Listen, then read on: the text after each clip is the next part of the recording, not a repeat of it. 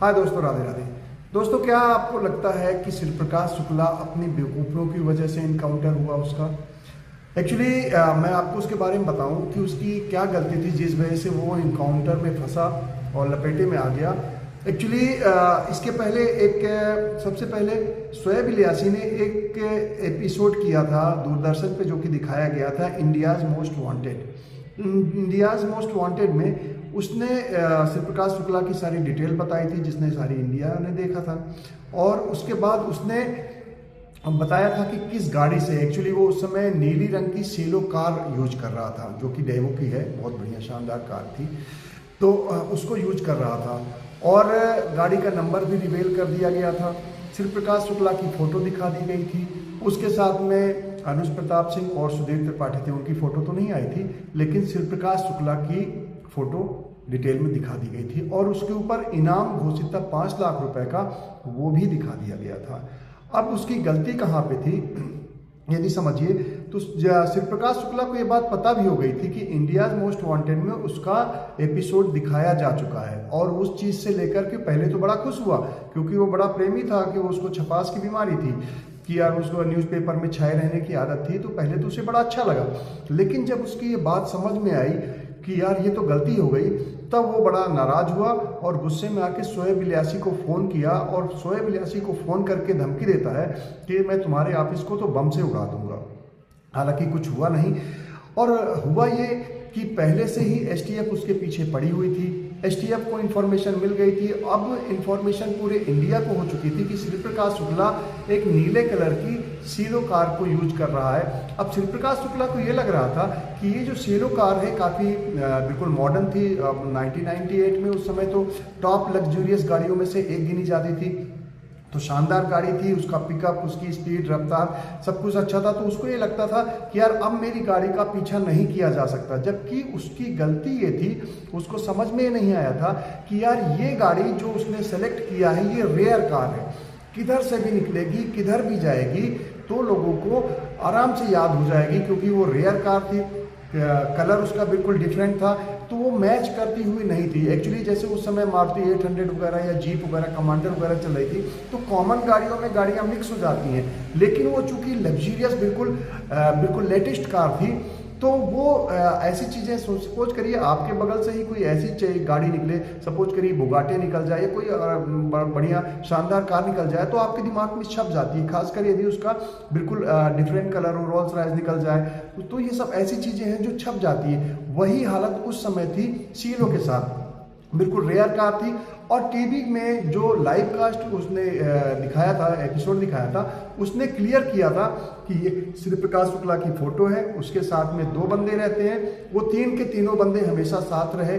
अब जब उसको ये पता भी चल गया कि ये एपिसोड दिखाया जा चुका है, सारी इंडिया को चेहरा दिखाया जा चुका है, इनाम भी घोषित किया जा चुका है, तो वो उससे गलतियां होती चली गई। गलती ये थी मेन कि पहली बात तो उसने अपनी कार को नहीं छोड़ा, उसको लगा कि यार ये कार ज़्यादा अच्छी भागेगी, अरे कितना भी भागेगी, लेकिन यदि वो भाई पुलिस के लपेटे में आएगी तो बैरिकेड लगाया जाएगा और चेकिंग की जाएगी और रोका जाएगा, तो आप तो लपेटे में आओगे ना, क्योंकि अब गाड़ी का नंबर भी रिवील हो चुका है और एसटीएफ आपके लगातार पीछे लगी हुई है।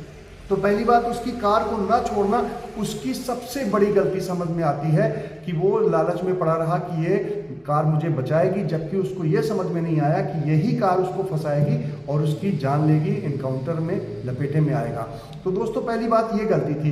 दूसरी बात, वो 3 बंदे थे हमेशा, तो अब वहाँ से इनको अलग अलग हो जाना चाहिए था, क्योंकि न्यूज़ में दिखाया जा चुका था, चेहरा रिवील हो चुका था, तो अब ये हो सकता था कि यदि तीनों अलग अलग रहते तो शायद इतना डाउट नहीं जाता। लेकिन उसी गाड़ी को लगातार कैरी करना, वो भी दिल्ली जैसे शहर में, अब यहाँ पे लगातार लोगों की नज़र रहने लग गई थी। और वो जब इंदिरापुरम जा रहा था तो गाजियाबाद के किसी बंदे ने ये एक दिन पहले उस गाड़ी को देख लिया था कि किसी खास बंदे के यहाँ वो गया हुआ है, कोई बड़ा लीडर है जिसके यहाँ वो गया हुआ था, तो उसने देख के ये इंडियाज़ मोस्ट वांटेड की टीम को बता दिया था कि ये गाड़ी हमने देखा है और यहाँ से पे जा रही है, तो ये कंफर्म हो चुका था। वैसे भी एसटीएफ लगी हुई थी, एसटीएफ को पूरी इन्फॉर्मेशन थी। उसकी दूसरी गलती ये भी कर रहा था कि जो फ़ोन पे लगातार वो बात कर रहा था, एक्चुअली जो उसकी गर्लफ्रेंड थी उसके साथ वो लगातार टच में था, और इधर अब लापरवाहियाँ ज़्यादा करने लग गया था। कि पहली बात जिस पीसीओ का कॉल कर रहा था उसी पीसीओ से अपनी गर्लफ्रेंड से बात करता था और उसके बाद और लोगों को भी उसी पीसीओ से कॉल कर लेता था, क्योंकि उसकी गर्लफ्रेंड का नंबर भी जो सर्विलांस पे लगा हुआ था और शिव प्रकाश शुक्ला के सारे नंबर सर्विलांस पे थे ही, और जिससे जिससे बात कर रहा था उसका भी पूरा कनेक्शन समझ में आ रहा था। अब सिर्फ मतलब एसटीएफ को पूरी उसकी कन्वर्सेशन कहाँ कैसी हो रही है वो बराबर पता चल रही थी। तो अब ये आसान होने लगा था और ये अपनी स्ट्रेटजी उसी के ऊपर काम कर रहा था। उसे बस ये लग रहा था कि नहीं, मैं इस गाड़ी में और एक 47 के साथ मैं बिल्कुल सेफ हूँ। फिर एक गलती और भी हो रही थी एक्चुअली, उसके पहले उसको पटना जाना था, वो कोई किसी नेता की हत्या करने के लिए जा रहा था। तो जो उसके वेपन थे वो मतलब जो बड़े वेपन थे AK-47 वगैरह, वो पहले ही भेजे जा चुके थे किसी और गाड़ी के थ्रू, क्योंकि उसको जाना था फ्लाइट से। इत्तेफाक से फ्लाइट वो सोते रह गए वो लोग और फ्लाइट से नहीं जा पाए क्योंकि मौत तो उनका इंतज़ार कर रही थी। तो बड़े वेपन भी उसके पास नहीं, तो ये चीज़ पुलिस को भी अच्छे से पता थी। मतलब पुलिस को आप कह सकते हो, पुलिस तो उसको ज़्यादा पीछा करने से डरती थी, एसटीएफ उसके पीछे लगी हुई। तो एसटीएफ को ये बात पता थी कि शिव प्रकाश शुक्ला के पास इस समय बड़े वेपन नहीं है, तो वो भी एक उनके लिए काफ़ी हेल्पफुल हो गया। और उसके बाद जब लोगों ने इन्फॉर्मेशन देना शुरू कर दिया तो जिधर से भी निकलता था वो कार, चूंकि इतनी रेयर थी कि कहीं भी निकलती थी तो उसकी इन्फॉर्मेशन कहीं ना कहीं से एसटीएफ को मिल रही थी। बड़ा बैक टू बैक उनकी लगातार मूवमेंट समझ पकड़ में आ रही थी। इधर से सर्विलांस चल रहा था तो फ़ोन पे भी बराबर पता चल रहा था कि वो कहाँ बात कर रहा है, कहाँ जाने की प्लानिंग कर रहा है। खासकर जब अपनी गर्लफ्रेंड निशा से बात करता था तो उस समय काफ़ी उसके साथ बिल्कुल मस्त हो जाता था और उसके साथ उसके को पूरी बातें बताता था। तो ये भी पुलिस को पता चल रहा था कि इस समय करंट में कहाँ है, कहाँ जाने वाला। हालांकि जब वो दिल्ली में था तो वो बार बार कह रहा था कि मैं देहरादून में हूँ, क्योंकि उसकी गर्लफ्रेंड जो थी वो जिद किए बैठी थी कि हम घर से भाग के आ रहे हैं तुम्हारे पास, तो मेरे को रेलवे स्टेशन में लेने आना। उसने गाड़ी का नंबर, अपने ट्रेन का नाम और अपने जो रिजर्वेशन कराया था उसका सीट नंबर वगैरह वो सब कुछ रिवील कर चुकी थी, सब कुछ बता चुकी थी। और ये सारी कन्वर्सेशन एसटीएफ ने सुन लिया था, तो ये चीज़ तो कन्फर्म थी कि वो दिल्ली में है। अब इधर से चूँकि अब पब्लिक भी सपोर्ट कर रही थी, क्योंकि अब इसमें न्यूज स्पेशली ये चल चुकी थी कि शिव प्रकाश शुक्ला कल्याण सिंह की सुपारी ले चुका है 6 करोड़ रुपए में। ये बात आपको पता है साक्षी महाराज ने फैलाई थी, तो ये बात न्यूज़ में आ चुकी थी। ये भी था कि यार उसके ऊपर इनाम भी तगड़ा था, उस ज़माने का 5 लाख रुपए भी काफ़ी मैटर करता है, तो लोग ध्यान देते थे। फिर उस समय जो इंडियाज़ मोस्ट वांटेड था उसको काफ़ी मतलब इंटरेस्ट से देखा जाता था, क्योंकि इस तरह से का ये अपने आप में पहला शो था। इंडियाज़ मोस्ट वांटेड के बारे में बता दूं कि अमेरिका मोस्ट वांटेड यूएस में चला करता था, उस एपिसोड की कॉपी किया था शोएब इलियासी ने। तो यहाँ पे वो इंडियाज़ मोस्ट वांटेड चलाया, यूएस में वो अमेरिका मोस्ट वांटेड के नाम से चल रहा था और वहाँ पे भी इसी तरह का वो एपिसोड चलता था और पुलिस को इन्फॉर्मेशन मिलती थी और वो कातिल मारे जाते थे। और यहाँ पे भी बता दूं कि जो इंडियाज़ मोस्ट वांटेड था उस समय उसने काफ़ी मतलब ये जितने बदमाश थे, जितने शातिर बदमाश थे, ये काफ़ी इनकाउंटर हुआ था। लगभग 193 जो गैंगस्टर्स थे वो मारे गए थे इंडियाज़ मोस्ट वांटेड देखने के बाद। तो ये चीज़ तो लगातार खबर में आ रही थी कि जिसका भी वो एपिसोड चल जाता था उसके बाद 2-4 दिन में या हफ्ता 10 दिन के अंदर उस गैंगस्टर का खात्मा हो जाता था, इनकाउंटर हो ही जाता था। ये बात शिव प्रकाश शुक्ला को पता तो थी और वो जानता था, लेकिन उसको चूंकि पहले तो ये चुल लगी हुई थी कि यार मेरा नाम होगा और इंडिया लेवल पे मैं छा जाऊंगा, तो इस बात से बड़ा खुश था। लेकिन जब उसको बाद में गहराई पता चली तो उसको बड़ी मुश्किल हो गई। अब ये मुश्किल सब कुछ जानकारी होने के बावजूद भी वो किसी भी तरह से अपनी स्ट्रेटजी चेंज नहीं कर रहा था। भाई आप वो फ़ोन पे बातें करना कम नहीं कर रहा था और लापरवाही इधर ये करने लग गया था कि एक्चुअली क्या लग रहा था कि उसको लग रहा था कि यार जो उसका मोबाइल है उसका सिम बदल देंगे और मोबाइल बदल देंगे तो इन्फॉर्मेशन नहीं मिल पाएगी, क्योंकि मोबाइल के विषय में पहले इतनी ज़्यादा जानकारी नहीं थी। उसको लगा था मोबाइल को ट्रैक नहीं किया जा सकता, मोबाइल पे सर्विलांस लगाना इम्पॉसिबल है, लेकिन टेक्नोलॉजी तो है, यदि पुलिस चाहती है तो उसको मिल भी जाती है। और उसको इन्फॉर्मेशन तो पुलिस को जो CDR वगैरह मिल रही थी उससे इन्फॉर्मेशन कहीं ना कहीं, भाई टावर भी, मोबाइल भी किसी न किसी टावर के थ्रू ऑपरेट किया जाएगा और यदि वो ऑपरेट होगा तो कहीं ना कहीं लिंक बनेगा, तो ऑपरेटर को तो पता चलेगा ना कि कहाँ से बात हो रही है, कैसी बात हो रही है, किधर आ रहा है, किधर जा रहा है।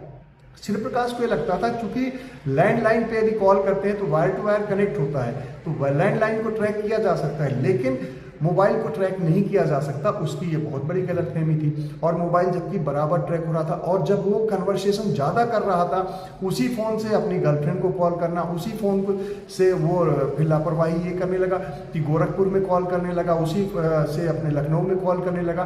तो अब वो उसके आसपास पूरी तरह से एसटीएफ का दायरा उसको मतलब अपने लपेटे में लेता जा रहा था। और सबसे बड़ा जो उसने गलती किया था, गाड़ी को नहीं बदलना। गाड़ी उसकी लिए सबसे बड़ी मतलब गाड़ी की वजह से इंफॉर्मेशन मिली, वो बंदे सेम थे। तो यदि वो ऐसी रेयर चीज़ थी कि किसी भी की नज़र पड़ जाती तो वो भूलने वाली चीज़ थी नहीं, इसलिए उसको बहुत करेक्ट इंफॉर्मेशन मिलने लग जाती है और सूर्य प्रकाश शुक्ला लपेटे में आता है और उसका इनकाउंटर होता है। हालांकि उसमें भी दो थ्योरी चल रही है। एक तो ये कहा जाता है कि पहले अभी जो संदीप के पांडे जी ने वर्चस्व किताब लिखी, वर्चस्व की किताब तो पहले राजेश पांडे जी ने भी लिखी थी, लेकिन इन्होंने दावा किया है कि पहले में तो सीधा राजेश पांडे जी पुलिस का वर्जन है, उन्होंने वही बताया है कि भाई वो वहाँ पे जाता है इंदिरापुरम, रास्ते में उसको ललकारते हैं और वो जाके उसकी गाड़ी खंबे से टकरा जाती है बैक करते समय और इनकाउंटर में वो मारा जाता है। लेकिन संदीप के पांडे जी जो वर्चस्व लिखे हैं उसमें उन्होंने दूसरा वर्जन भी दिया है। उन्होंने ये चीज़ कहा है कि भाई सूर्य प्रकाश शुक्ला को पहले वो पीसीओ में जो श्याम पीसीओ बसंत कुंज में वहाँ पे वो बात कर रहा था, बाहर बैठा हुआ था सुधीर त्रिपाठी, उसके बाद अनुज प्रताप सिंह था। तो पहले पुलिस जाती है, चुपचाप सुधीर त्रिपाठी को उठा लेती है, उसके कुछ सेकंडों बाद वो जाके अनुज प्रताप सिंह को उठा लेती है और दोनों को अपने कब्जे में लेने के बाद गाड़ी में बैठा देती है। उसके बाद फिर पुलिस वाले जाते हैं पीसीओ के अंदर जब जाकर देखते हैं तो टेबल के ऊपर पैर रख के वो फोन पे बात कर रहा होता है, हरिशंकर तिवारी को धमका रहा होता है, टेबल पे पैर रख के खड़ा था और वो पीछे उसका मतलब सर पीछे था, फेस अपोजिट डायरेक्शन में था। तो जब पुलिस इंटर करती है तो सूर्य प्रकाश शुक्ला उसको देख ही नहीं पाता है एसटीएफ को, और एसटीएफ सीधे उसको उठा के लाती है और चुपचाप लाके वो पटक देती है जो उनकी जिप्सी खड़ी थी उसके अंदर। हालांकि वहाँ पे बताया जाता है कि जो उसके साथी थे वो दोनों शांत बैठे थे, लेकिन सूर्य प्रकाश शुक्ला को चूंकि वो मजबूत था, बॉडी बिल्डर था और पहलवान टाइप का था, तो उसको उसकी फर्श पे, गाड़ी की फर्श पे लिटा दिया जाता है और दो बंदे चढ़ जाते हैं। वो शोर शराबा कर रहा होता है, छूटने की, लड़ने की कोशिश कर रहा होता है और बराबर कहता जा रहा था कि सुधीर त्रिपाठी से और अनुज प्रताप सिंह की कि तुम लोग कूद जाओ, रेड लाइट पे कूदो और कुछ करो, शोर करो, ये वो कह रहा था। तो उनका ये वर्जन है कि भैया पुलिस ने पहले इसको गिरफ्तार किया, ले गए उसको किसी गुप्त जगह में, उनसे इंटेरोगेशन किया करीब आधा एक घंटा और जो भी इंफॉर्मेशन लेनी थी इंफॉर्मेशन ले लिया। उसके बाद इंदिरापुरम ले जाके उसका इनकाउंटर कर दिया, क्योंकि वो ज़्यादा देर उसको होल्ड नहीं कर सकते थे। उनको लग रहा था कि कहीं उठा पटक के चक्कर में ऐसा ना हो जाए कि हम इसका इनकाउंटर ना कर पाए, जबकि पुलिस का सीधा सा, एसटीएफ का सीधा सा टारगेट था उसका इनकाउंटर करने के लिए, तो इनकाउंटर कर देते। तो इसमें दो वर्जन निकल के आता है। तो दोस्तों सूर्य प्रकाश शुक्ला इतना इंटेलिजेंट था, उसके साथी इंटेलिजेंट थे, लेकिन कहीं ना कहीं गलती कर बैठे थे और बहुत बड़ी गलती कर बैठे थे कि जब पूरी दुनिया को पता चल गया तो उन्होंने स्ट्रेटजी अपनी बिल्कुल नहीं चेंज किया और सेम तरीके से काम करते रह गए और लपेटे में आए और लास्ट में इंदिरापुरम में उनका इनकाउंटर हुआ। चाहे गिरफ्तारी के बाद हुआ हो, चाहे डायरेक्ट इनकाउंटर हुआ, पर इनकाउंटर उसका हो जाता है। तो चलते हैं दोस्तों, मुझे दिमाग में आई कि ये चीज़ आपको मैं क्लियर करूं। तो दोस्तों यदि वीडियो पसंद आती है तो वीडियो को लाइक करिएगा, चैनल को सब्सक्राइब करिएगा, बेल नोटिफिकेशन जरूर ऑन कर लीजिएगा, क्योंकि बराबर सूर्य प्रकाश शुक्ला से रिलेटेड सारी जो भी जितने उसने कांड किए हैं हम आपको बैक टू बैक लगातार बताते जा रहे हैं किसी न किसी एपिसोड के माध्यम से। तो हमारे साथ जुड़े रहिएगा, चलते हैं, फिर मिलेंगे, बाय दोस्तों, राधे।